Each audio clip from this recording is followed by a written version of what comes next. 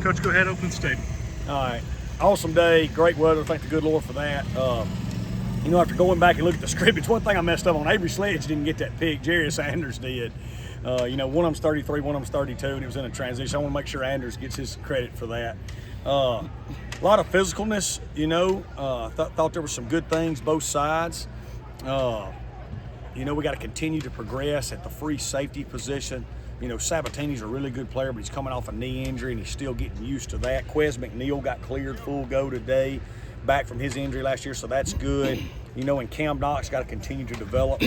But most of the things I said after the deal, after watching the tape, was right. I thought there was some really intense physical hitting going on.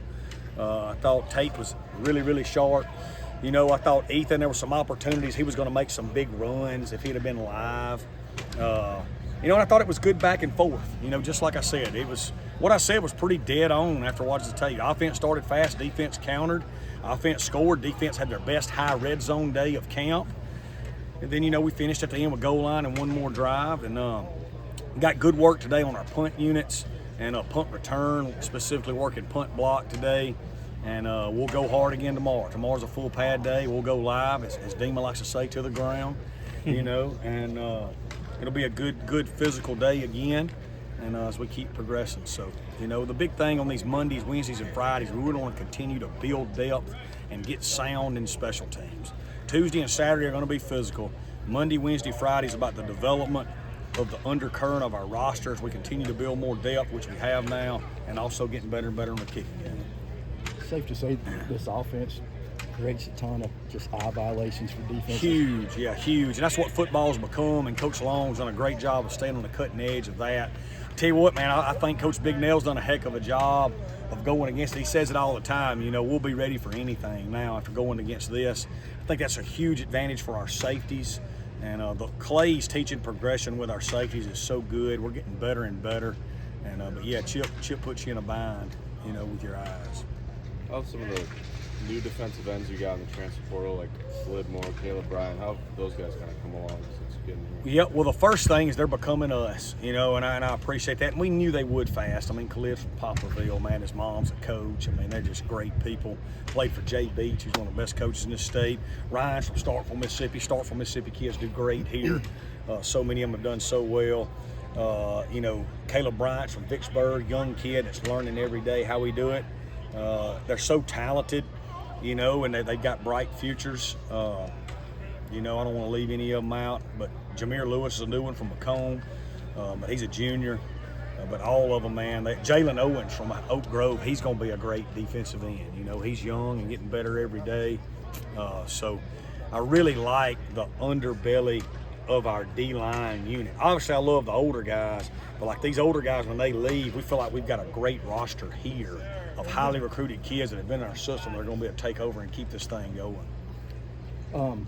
To middle linebacker, Desmond's not the same body type as Gill, but he brings that physical presence that Gill brought. Very similar. And you know what's funny? Dalen Gill's from Louisville, Mississippi, and Desmyn Baker's granddaddy was my PE coach, Louisville, Mississippi. His daddy went to Louisville High School and all them great teams under Mike Justice. So, that Louisville. Now Des went to Clinton and played for Juz Boswell, who's from Louisville, Mississippi. And so he's just a physical dude that loves football. It's in his blood. He plays so hard. And, man, he has been a great addition. And he is us. Like, he didn't have to become us. Like, he just is us. And it was a natural fit. I know you've mentioned, you wanted to establish the starting quarterback, once you flip over to Kentucky prep. Yeah. Is that the same just kind of for the whole two deep on the roster? Yeah, it's foolish to name a starter right now. Why do you practice? Why do you try to, what if we, I can tell you who, there we go.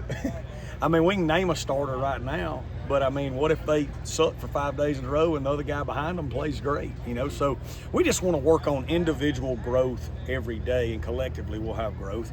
There's no reason to name a starter until you get ready to play a game, which we'll flip over and start doing early next week, and we'll put out a depth chart. I'll make sure Hacksaw gives y'all one, and we'll get it done. Y'all happy with the progress of Kolbe Cage? I am. I think he brings a physical presence there. He's got to continue to improve tackling.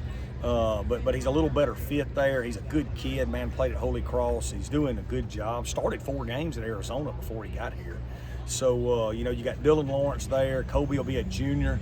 And then we brought in Miles Jones, a redshirt freshman, and Dante Kelly's a redshirt freshman. 2 young guys that are long and really doing really good in the kicking game. So I feel good about that spot, not just this year, but also in the future too, the way we've got guys in-house that are going to be good players. Appreciate you, Coach. Appreciate y'all.